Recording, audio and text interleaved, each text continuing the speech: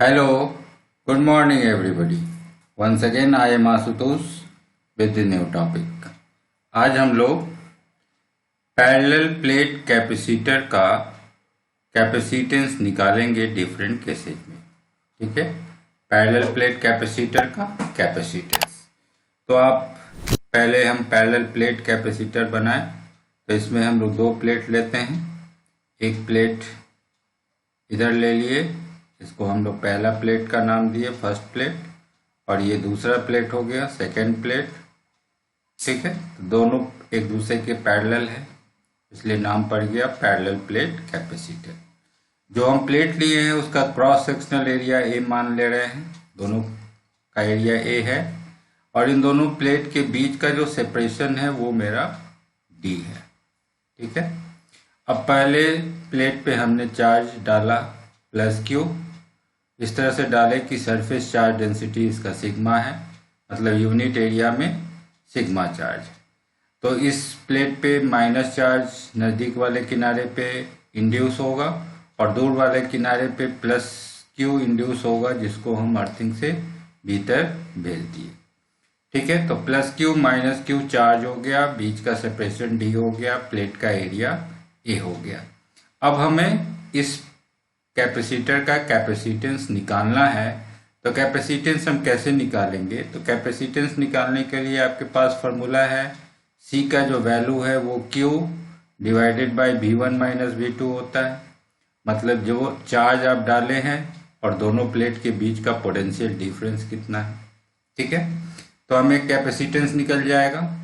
तो इसे हम इक्वेशन 1 बना लें कि C का value Q by V1 minus V2 होगा। तो अगर हम V1 माइनस V2 निकाल के डाल लें तो C निकल जाएगा। तो अब V1 माइनस V2 कैसे निकालेंगे?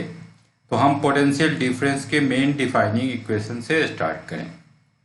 तो V1 माइनस V2 क्या होता है? तो आप पढ़े होंगे दो पॉइंट के बीच का पोटेंशियल डिफरेंस। ये क्या होगा? तो minus integration E dot D L. आप पढ़े थे कि इलेक्ट्रिक फील्ड को अलोंग ए लाइन हम लोग इंटीग्रेट करते हैं और उसका negative sign, negative line integral, तब हमें पोटेंशियल डिफरेंस मिलता है। तो 1 माइनस 2 करना है तो हमें 2 से 1 आना होगा, तो 2 to 1 हमको इंटीग्रेट करना होगा E डॉट डी एल को। ठीक है, तो दूसरा प्लेट 2 इधर है और 1 इधर है, हमें 2 से 1 की ओर आना है, मतलब इस दिशा में डिस्प्लेसमेंट होना चाहिए। तो ये डी एल हो गया, तो डी एल की दिशा इधर हो गई। अब बचा E, तो इन दोनों प्लेट के बीच में E की दिशा पॉजिटिव से निगेटिव की ओर है, तो E की दिशा तो इधर है, तो E इधर है, DL ठीक उसके अपोजिट डायरेक्शन में है, तो इन दोनों के बीच का एंगल बना 180 डिग्री। और E का वैल्यू क्या है? तो दोनों प्लेट के बीच में जो फील्ड इंटेंसिटी है उसका वैल्यू होता है सिग्मा बाय एप्सिलॉन 0। ये आप पढ़े होंगे, ये गॉसेस लॉ के एप्लीकेशंस में आप पढ़े थे कि दो प्लेट है उनके बीच जो फील्ड इंटेंसिटी अलग अलग रीजन में हम लोग निकाले थे, रीजन 1, रीजन 2, रीजन 3 करके। तो बीच के रीजन में जो फील्ड इंटेंसिटी है उसका वैल्यू सिग्मा बाय एप्सिलॉन 0 होता है। तो E का वैल्यू भी पता है, E की दिशा भी पता है, अब इसको आप निकाल लीजिए। तो E डॉट डी एल निकालेंगे तो आएगा E D L cos 180 degree, cos 180, क्योंकि E और DL के बीच का एंगल 180 है यहाँ। तो कॉस 180 है -1, तो माइनस से गुना हो जाएगा, तो ये प्लस हो जाएगा। तो V1 माइनस V2 का value simply E into D L हो जाएगा 2 to 1 आने में। ओके, अब आप E का वैल्यू देखिए, तो E का वैल्यू आपको पूरे रीजन में कांस्टेंट है, सिग्मा बाई एप्सिलॉन 0। तो E कांस्टेंट है, E बाहर आ गया, तो आपको बचेगा सिर्फ DL को इंटीग्रेट करना। तो E बाहर आ गया है, आप DL को इंटीग्रेट कीजिए, और DL को इंटीग्रेट करेंगे तो हमें मिलेगा क्या? तो दूसरे प्लेट से पहले प्लेट के बीच का डिस्टेंस मिल जाएगा, DL को आगे जोड़ेंगे तो E इंटू डी आ जाएगा। तो V1 माइनस V2 का वैल्यू E इंटू डी आ गया। ओके, तो अब इस V1 माइनस V2 का वैल्यू हम इक्वेशन 1 में डाल दें। इक्वेशन 1 क्या था? इक्वेशन 1 था C is equal to Q by V1 minus V2, और V1 minus V2 E into D है, तो ये आ गया Q by E into D. Okay, तो अब कैपेसिटेंस निकल गया है C is equal to Q by E D. अब इसको हम लोग अलग अलग फॉर्म में देखेंगे, ठीक है। तो क्यू बाई ई डी जो है इसको अब कन्वर्ट करें हम लोग, तो Q को अभी रहने दिए। E का वैल्यू हम जान रहे हैं सिग्मा बाई एप्सिलॉन जीरो है, तो E का value sigma by epsilon zero डाल दिए। D है ही, ये एप्सिलॉन जीरो ऊपर चला जाएगा। और Q को आप क्या लिख सकते हैं, Q को लिख सकते हैं सिग्मा इंटू ए, क्योंकि आप जानते हैं सरफेस चार्ज डेंसिटी होता है charge divided by area. Plate का एरिया आप ए लिए हैं, चार्ज Q डाले हैं, तो सिग्मा का वैल्यू Q बाई ए होगा। तो Q को हम सिग्मा इंटू ए लिख सकते हैं। तो Q के जगह हम सिग्मा इंटू ए डाल दिए और नीचे सिग्मा डी है ही, और ये एप्सिलॉन जीरो ऊपर आ गया, तो epsilon zero A sigma zero by sigma into D, sigma sigma cut गया तो आपको बच गया A epsilon zero by D. Now this is the capacitance of A parallel plate capacitor, ठीक है। तो अब देखिए ये इससे क्या पता चल रहा है, इससे पता चल रहा है कि कैपेसिटेंस जो पैरेलल प्लेट कैपेसिटर का है वो डिपेंड कर रहा है दो फैक्टर पे, यहाँ ए आ रहा है और डी आ रहा है। तो एरिया चाहिए, प्लेट का एरिया कितना है और इन दोनों प्लेट के बीच का सेपरेशन कितना है। तो एक्चुअली इससे इस प्लेट के दोनों प्लेट के बीच का सेपरेशन और एरिया को गुना करेंगे तो एक्चुअली इसका वॉल्यूम आ जाएगा, ठीक है ना। मतलब ये डिपेंड कर रहा है कि डायमेंशन कैसा है, shape and size of the capacitor. तो कैपेसिटर शेप एंड साइज पे डिपेंडेंट है। और सेकेंड टर्म है एप्सिलॉन जीरो, बीच में आपने मीडियम कौन सा लिया है, कभी हम एयर या वैक्यूम लेंगे तो एप्सिलॉन जीरो टर्म आया है। तो मीडियम भी इन दोनों के बीच क्या है उस पे ये डिपेंडेंट होगा कैपेसिटेंस। तो capacitance depends upon two factors, one is the dimension of the capacitor, उसका शेप साइज कैसा है, और उन दोनों के बीच आपने कौन सा मीडियम डाला है उस पे ये कैपेसिटेंस डिपेंडेंट है। ओके, तो ये पैरेलल प्लेट कैपेसिटर का कैपेसिटेंस निकल गया पहले केस में जब हम कुछ भी नहीं डाले हैं, वैक्यूम के केस में। अब हम देखते हैं कि अगर हम इसमें कोई मीडियम डालते हैं तो क्या होता है। तो सबसे पहले हम डालते हैं कोई डाइलेक्ट्रिक, ठीक है। तो अब अगला टॉपिक देखते हैं, capacitance of A parallel plate capacitor filled up with A dielectric of thickness T. तो प्लेट तो आपका वही है पैरेलल प्लेट कैपेसिटर। तो पहला प्लेट जो लिए हैं इसको पहला प्लेट लिए 1, दूसरा प्लेट लिए 2, क्रॉस सेक्शनल एरिया ले लिए ए, इस पे चार्ज आपने डाला Q, सरफेस चार्ज डेंसिटी है सिग्मा, माइनस Q आया, पॉजिटिव चार्ज को आपने अर्थ से भेज दिया, बीच का सेपरेशन D ले लिया। इतना काम तो पहले की तरह ही है, पैरेलल प्लेट कैपेसिटर बना लिए। अब बीच में हम क्या करते हैं, एक डाइलेक्ट्रिक डाल देते हैं। डाइलेक्ट्रिक डाले जिसका थिकनेस है T, ये T थिकनेस का, पूरे रीजन को अभी फिलअप नहीं कर रहे हैं हम, T थिकनेस का एक डाइलेक्ट्रिक डाल दे रहे हैं, ठीक है। तो अब कैपेसिटेंस कैसे निकालेंगे, तो अब कैपेसिटेंस निकालने के लिए फिर अपने ओरिजिनल फार्मूला को यूज करेंगे। कैपेसिटेंस जो है वो Q by V1 minus V2 होता है। दोनों प्लेट के बीच का पोटेंशियल डिफरेंस फिर आपको यहाँ से चाहिए, और पोटेंशियल डिफरेंस कैसे निकालेंगे, तो फिर अपने पोटेंशियल डिफरेंस के डिफाइनिंग इक्वेशन को यूज करेंगे। 2 to 1 तक आने में E डॉट डी एल को इंटीग्रेट करके निगेटिव साइन लेंगे, तो minus E dot D L from 2 to 1। तो अब देखिए कि 2 से 1 तक आपको आना है, मतलब सेकेंड प्लेट से पहले प्लेट की ओर आना है, ठीक है, यहाँ से यहाँ तक आना है। लेकिन अब इन यहाँ से यहाँ तक आने में फील्ड इंटेंसिटी को देखिए, तो E का वैल्यू क्या है, तो देखिए जो जगह खाली है, ठीक है ना, जहाँ डाइलेक्ट्रिक नहीं है वहाँ पे जो फील्ड इंटेंसिटी है उसको हम लोग लिख रहे हैं E0, और इसका वैल्यू आप जान रहे हैं कि ये वैक्यूम रहेगा तो सिग्मा बाई एप्सिलॉन जीरो होगा, ठीक है। तो इधर खाली है, sigma by epsilon zero value आ गया, इस साइड भी खाली है तो इधर भी वैल्यू आ गया सिग्मा बाई एप्सिलॉन जीरो। अब बीच के रीजन में ये जो डाइलेक्ट्रिक है यहाँ पे फील्ड इंटेंसिटी क्या होगी, तो आप पढ़े होंगे polarisation and dielectrics and polarisation, उसमें आप पढ़े थे कि डाइलेक्ट्रिक के भीतर फील्ड इंटेंसिटी घट जाता है, कितना घटता है, तो बाहर जो फील्ड है E0 डिवाइडेड बाय के जहाँ उस डाइलेक्ट्रिक का डाइलेक्ट्रिक कांस्टेंट है। तो भीतर इस T थिकनेस में फील्ड इंटेंसिटी है E0 बाई के, और बाहर कितना जगह बच गया, तो D में से T घटा दे तो D माइनस T दूरी तक आपको चलना है E0 में। तो इसको सॉल्व करेंगे तो आ जाएगा E0 into D minus T. आप पिछले में सॉल्व किए थे तो V1 माइनस V2 का वैल्यू आया था E इंटू डी, आया था ना। तो एक्चुअली हमें फील्ड इंटेंसिटी और दूरी दोनों को गुना करना रहता है कि कितना दूर हम कितने इंटेंसिटी में चले हैं। तो यहाँ E0 चल रहे हैं D माइनस टी दूरी, तो E0 D माइनस टी हो गया, और E चल रहे हैं T थिकनेस तक, तो E इंटू टी, इन दोनों को जोड़ लेंगे तो पोटेंशियल डिफरेंस आ जाएगा। ठीक है, तो V1 माइनस V2 का वैल्यू आ जाएगा E0 D माइनस टी और प्लस ET। ठीक है, तो ये V1 माइनस V2 आ गया। अगर आप चाहें कि इसको डिराइव करके हम समझें तो आप डिराइव भी कर सकते। देखिए यहाँ हमने डिराइव करके आपको दिखाया है। ठीक है, आप क्या कीजिए कि ये जो आप डाइलेक्ट्रिक डाले हैं इसको किसी एक प्लेट से सटा दीजिए। सटा दिए तो इसका थिकनेस है T। ठीक है, तो इधर बचा हुआ डिस्टेंस हो जाएगा D माइनस टी। ये समझने के लिए हम इसको सटा रहे हैं। तो ये पहला प्लेट है, ये दूसरा प्लेट है ना। तो ये पहला पॉइंट, दूसरा पॉइंट, इसको मान लीजिए ये तीसरा पॉइंट है। आपको 2 से 1 आना है, इस पॉइंट से इस पॉइंट तक आना था।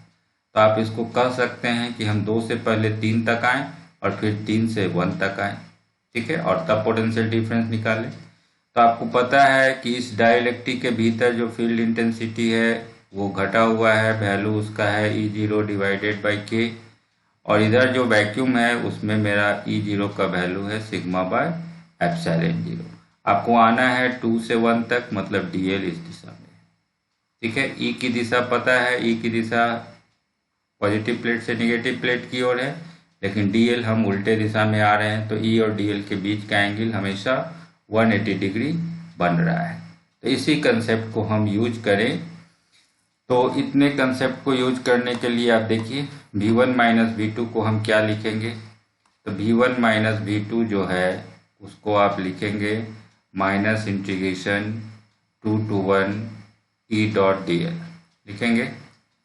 अब 2 से 1 तक जाना है तो हमको पहले 2 से तीसरे पॉइंट तक आ जाए, और फिर यहाँ आप देखेंगे 2 से 3 आ गए, और फिर तक 3 से 1 आएंगे, तो 3 से फिर 1 तक आ जाए, और दोनों को 2 से 3 तक आने में E डॉट DL निकाल लें विथ निगेटिव साइन, फिर 3 से 1 तक आने में E डॉट DL निकाल लें विथ निगेटिव साइन, और दोनों को ऐड कर लें। तो ये प्लस और माइनस है तो माइनस ही हो जाएगा, तो -2 to 3 E डॉट DL और -3 to 1 E डॉट DL। अब 2 से 3 तक आइए, तो 2 से 3 तक आएंगे तो E इधर है 2 से 3 तक, तो 2 E की दिशा इधर, DL की दिशा इधर, तो दोनों के बीच का एंगल फिर 180 cos 180 -1, तो ये आ जाएगा माइनस माइनस प्लस हो जाएगा E इंटू DL। तो E का वैल्यू है E और DL है थिकनेस है T, तो E इंटू टी आ गया। और जब 3 से 1 आएंगे तो फील्ड इंटेंसिटी है E0 और थिकनेस है D माइनस टी, तो E0 D minus T.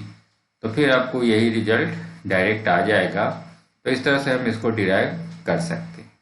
Okay, तो आपको V1 माइनस V2 का वैल्यू मिल चुका है। अब हम C का वैल्यू निकाल लें। तो V1 माइनस V2 का वैल्यू डाल दिए इक्वेशन 1 में। तो फ्रॉम इक्वेशन 1 अब स्टार्ट कीजिए। इक्वेशन 1 क्या था, तो C का वैल्यू था Q by V1 minus V2। तो Q by V1 minus V2 आप निकाले तो आया E0 D minus T plus E into T. ठीक है, अब यहाँ पे क्या करेंगे, E का वैल्यू डाल दीजिए। E का वैल्यू क्या था, तो भीतर डाइलेक्ट्रिक के भीतर फील्ड इंटेंसिटी घट गया था, E0 बाई के था, तो E0 D माइनस टी और प्लस E0 बाई के। तो यहाँ E0 कॉमन है, E0 कॉमन ले लीजिए तो बच जाएगा d माइनस टी यहाँ, और यहाँ t बाई के, तो d minus T plus T by के।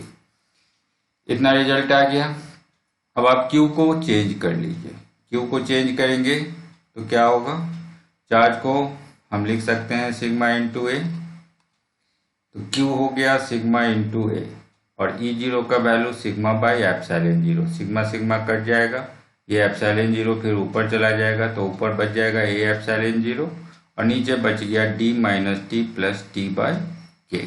ओके, अब A epsilon zero by D minus T plus T by के। आप इसको एक और फॉर्म में लिख सकते हैं, इन दोनों टर्म में से t को कॉमन ले लें, तो d माइनस टी कॉमन लेंगे तो 1 माइनस 1 बाई के आ जाएगा। ओके, तो इतना रिजल्ट आपको आ गया। अब हम क्या करें, एक स्पेशल केस देखें कि अगर हम टोटल स्पेस को फिलअप कर दें, ये टी थिकनेस का रिजल्ट है कि हम दोनों प्लेट के बीच टोटल डिस्टेंस में डाइलेक्ट्रिक नहीं डाले हैं, केवल टी दूरी तक डाले हैं। तो अगर हम होल स्पेस को फिल्ड अप कर दें, टोटल स्पेस को डाइलेक्ट्रिक से ही भर दें, तो जो टी है उसका वैल्यू डी हो जाएगा। जो बीच का सेपरेशन, दोनों प्लेट के बीच का सेपरेशन था डी, तो पूरे डी में थिकनेस डाइलेक्ट्रिक का हो जाएगा। तो टी के जगह हम डी डालेंगे तो रिजल्ट आ जाएगा। तो इस इक्वेशन 2 में हम टी के जगह डी डाल दें तो क्या आएगा रिजल्ट, तो यहाँ डी डालेंगे, चाहे यहाँ डाल दीजिए तो d माइनस डी कट जाएगा, और t के जगह d डालेंगे तो d बाई के आएगा, k ऊपर चला जाएगा। ओके, तो हम t के जगह d डालिए तो d से d कट गया, आ गया d बाई के, तो k ऊपर चला गया तो k epsilon zero by a, k epsilon zero a divided by d, ये आ गया। तो अब ये कैपेसिटेंस C का वैल्यू है जब टोटल स्पेस को आप फिल्ड अप कर दिए। तो अब यहाँ देखिए epsilon zero a by D था, ये रिजल्ट, इसको हम लोग C0 लिख रहे हैं। ये रिजल्ट कब था, जब बीच में कुछ नहीं था, बीच में एयर या वैक्यूम था, तब इतना आया था आपको पैरेलल प्लेट कैपेसिटर का कैपेसिटेंस, और उसमें आप K से गुना कर रहे हैं तब डाइलेक्ट्रिक वाला आ रहा है। इससे निष्कर्ष निकला कि कैपेसिटेंस K टाइम्स इंक्रीज कर जा रहा है। ठीक है, तो कैपेसिटेंस इंक्रीज कर गया तो चार्ज होल्डिंग कैपेसिटी भी बढ़ गई। तो अगर हम डाइलेक्ट्रिक डालें तो और कैपेसिटेंस बढ़ जा रहा है। तो आप देखे थे पहले किसी भी कंडक्टर को एक लिमिटेड अमाउंट में चार्ज डाल सकते थे, उस कंडक्टर के बगल में दूसरे कंडक्टर को लाए तो फिर कैपेसिटेंस थोड़ा सा बढ़ा, फिर अर्थिंग करके पॉजिटिव चार्ज को ग्राउंडिंग कर दिए तो फिर कैपेसिटेंस बढ़ गया, और जब अगर डाइलेक्ट्रिक बीच में डाल दिए तो फिर कैपेसिटेंस बढ़ता जा रहा है। तो धीरे धीरे हम चार्ज होल्डिंग कैपेसिटी बढ़ा रहे हैं, चार्ज को ज़्यादा से ज़्यादा स्टोर करने की कैपेसिटी को इंक्रीज कर रहे हैं। ठीक है, अब यहाँ से K को हम लोग डिफाइन भी कर सकते हैं, K क्या है, तो अब K क्या लिख सकते हैं, तो ये जो K आपका जो डाइलेक्ट्रिक कांस्टेंट है, जिसको आप रिलेटिव परमिटिविटी भी कहते हैं, एप्सिलॉन R से लिखिए या K से लिखिए। तो आप कूलॉम्स लॉ पढ़े थे तो वहाँ देखे थे कि relative permittivity F vacuum by F medium का ये रेशियो है, F vacuum by F medium. और यहाँ से देख रहे हैं कि ये जो K है वो C बाई C0 का रेशियो है। तो कैपेसिटेंस डाइलेक्ट्रिक के साथ और कैपेसिटेंस वैक्यूम में हो, इन दोनों का रेशियो भी डाइलेक्ट्रिक कांस्टेंट है। ठीक है, और एप्सिलॉन R को आप ये भी लिखे थे sigma by epsilon zero, means absolute permittivity of the medium by absolute permittivity of the vacuum. Okay, और इसको E0 बाई E लिख सकते हैं, क्योंकि अभी आप देखिए कि डाइलेक्ट्रिक के भीतर जो फील्ड इंटेंसिटी है वो E0 बाई के हो जाता है, घट जाता है, तो यहाँ से K को लिखेंगे तो E0 बाई E आ जाएगा। तो ये चार रिलेशन आ गया, आपको चारों रिलेशन को ध्यान रखना होगा कि ये जो रिलेटिव परमिटिविटी या जो डाइलेक्ट्रिक कांस्टेंट है, ये F vacuum by F medium, absolute permittivity of the medium by absolute permittivity of the vacuum, capacitance when dielectric is filled up divided by capacitance with vacuum, and that is equal to E0 by E, means outside electric field in vacuum by electric field inside the dielectric. Okay, तो इन सब के ratio के बराबर है ये आपका relative permittivity, चार term के रेशियो को रिप्रेजेंट कर रहा है। ओके, तो ये सेकेंड डेरिवेशन आपका हो गया जब हम डाइलेक्ट्रिक से फील्ड अप करते हैं तब। ठीक है, अगर हम इसके भीतर कोई कंडक्टिंग स्लैब डाल दें तब क्या होगा। अब अगला डेरिवेशन देखते हैं, capacitance of A parallel plate capacitor field up with a conducting slab, ठीक है, ऑफ थिकनेस डी। तो अब सब चीज पहले की तरह है, अब बीच में हम एक कंडक्टिंग स्लैब डाल रहे हैं, मतलब कंडक्टर डाल दे रहे हैं। ठीक है, अब कंडक्टर के भीतर फील्ड इंटेंसिटी ई होता है 0, तो बाकी सारा चीज सेम रहेगा। वहां E0/K आया था जब डाइलेक्ट्रिक था। अब जब कंडक्टर डाल देंगे तो कंडक्टर के भीतर फील्ड इंटेंसिटी 0 है, तो भीतर 0 हो गया, बाहर तो ऑलरेडी पता है आपको E0 σ/ε0 होता है। ठीक है, तो फिर कैपेसिटेंस C का वैल्यू Q/V1 - V2 को सॉल्व करेंगे डिफाइनिंग इक्वेशन से, तो 2 to 1 E.dl निकालना है।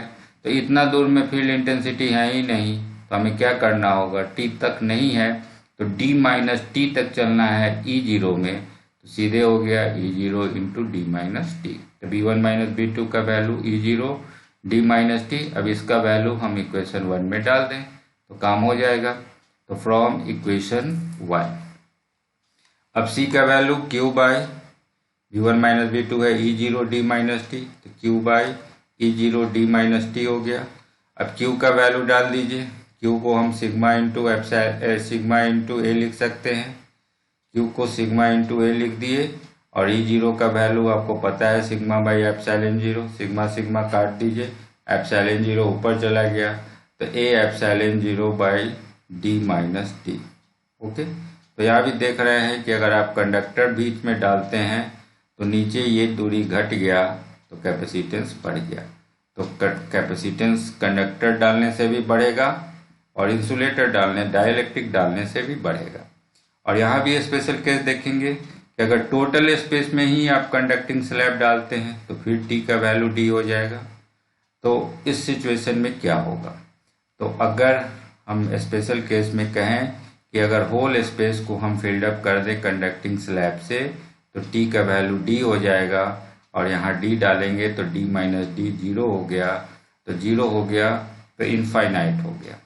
तो कैपेसिटेंस इस केस में इनफाइनाइट हो जाएगा। ठीक है, तो मतलब अब इनफाइनाइट अमाउंट में चार्ज आप डाल सकते हैं। तो एक्चुअली इस सिचुएशन में होगा क्या, तो आप इस पे चार्ज डालते जाइए और बीच में कंडक्टर है, तो ये चार्ज फ्लो करते हुए इस प्लेट पे आएगा, और इसको आप अर्थिंग से जोड़े हुए हैं, तो आप जो भी चार्ज डाल रहे हैं वो एक्चुअली ग्राउंड में चला जा रहा है। तो इनफाइनाइट अमाउंट में आप चार्ज देते जाइए, सारा ग्राउंडिंग होता चला जाएगा। ओके, तो capacitance will be infinite in this case. Okay, तो आज आप पैरेलल प्लेट कैपेसिटर का सारा सिचुएशन पढ़ लिए हैं। ठीक है, जब कुछ नहीं है, वैक्यूम है तब, जब डाइलेक्ट्रिक है तब, जब कंडक्टिंग स्लैब है तब, हर केस का डेरिवेशन देख चुके हैं। ओके, अब अगली क्लास में हम लोग कैपेसिटर्स का ग्रुपिंग सीखेंगे कि बहुत सारा कैपेसिटर दिया हो तो कैसे उसको हम एक साथ जोड़ेंगे। ठीक है, ग्रुपिंग ऑफ कैपेसिटर्स सीखेंगे नेक्स्ट क्लास में। Okay, that's over for today. Thank you.